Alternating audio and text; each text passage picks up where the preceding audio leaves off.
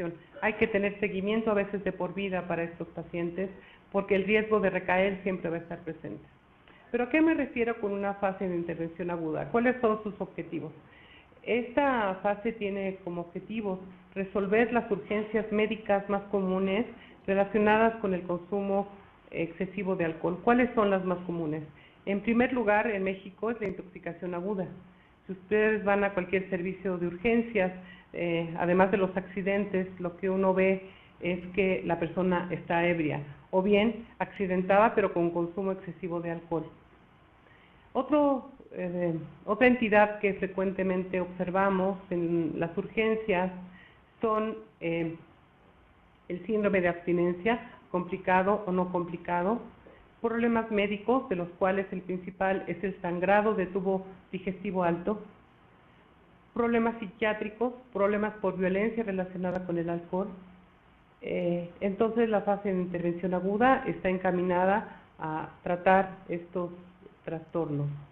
La fase diagnóstica nos va a llevar a tipificar con un mayor detalle a los bebedores que ya identificamos a través de los instrumentos diagnósticos, marcadores biológicos, la historia clínica o la historia de alcohol, además de las clasificaciones internacionales.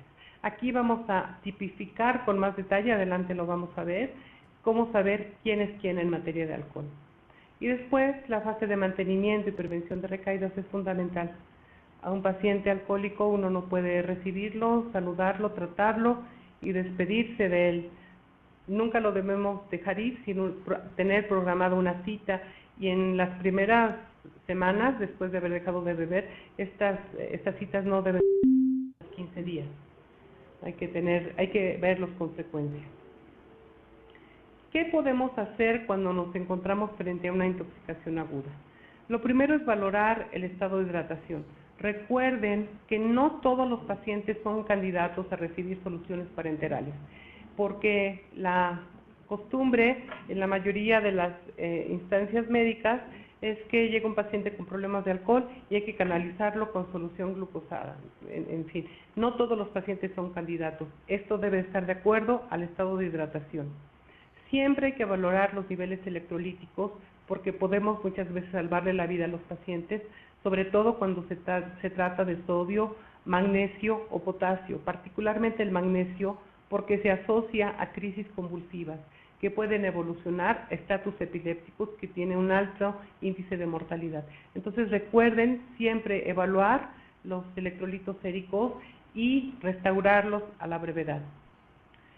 Cuando se trata de pacientes que sabemos que son bebedores crónicos, siempre hay que proveer un suplemento vitamínico adecuado que incluya tiamina, vitamina B12, ácido fólico y niacina. De estos, la más importante es la tiamina, que es la que, por diferentes razones, desde la baja ingesta a la absorción deficiente en el tubo digestivo, los pacientes la presentan y se asocia a la mayoría de las complicaciones neuropsiquiátricas.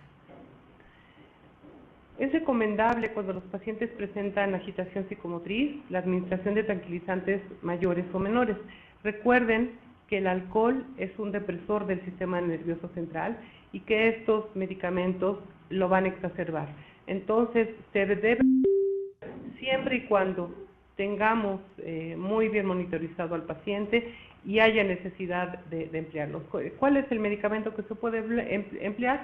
Yo les diría que el diazepam, que además de poder administrarse por vía parenteral, nos va a ayudar a tranquilizar al paciente, por supuesto, con dosis no mayores a 20 miligramos en 24 horas. La administración de fármacos que colaboren a la desintoxicación ha sido muy útil. Estos fármacos han ido, se han ido y han vuelto a regresar al mercado. Es la metadoxina, que es un fármaco que es un derivado de la piridoxina, la vitamina B6, que va a ayudar al hígado a eliminar el alcohol con una velocidad 4 veces mayor. La siguiente. Perdón. Después de cuando estamos frente al síndrome de abstinencia al alcohol, Esto es un problema mayor. El síndrome de abstinencia puede en muchos casos llevar al paciente, puede presentar serias complicaciones, desde el delirium hasta las crisis convulsivas que ya había mencionado, o simplemente presentar un cuadro severo de agitación psicomotriz, ansiedad y una alteración noradrenérgica importante. ¿Qué es lo que hay que hacer? Lo mismo, la restitución electrolítica, me refiero a lo mismo de la restitución electrolítica, la formación. Además,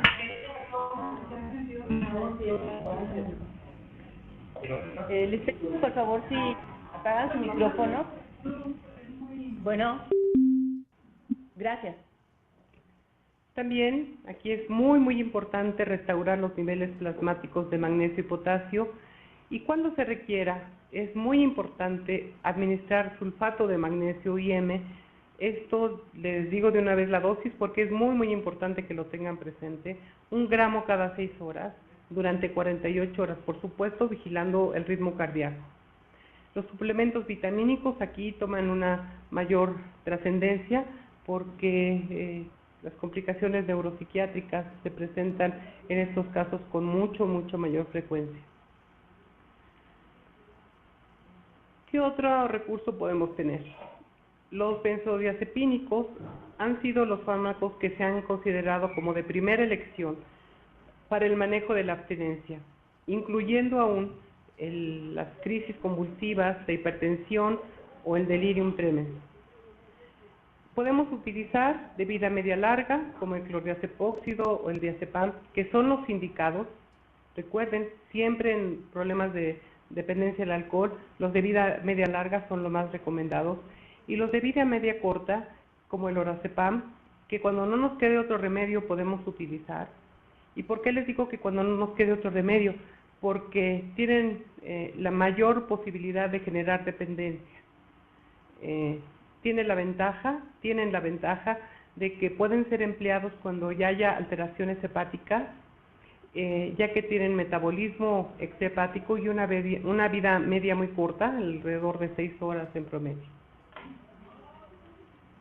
¿Cuáles son las dosis de cada uno de ellos?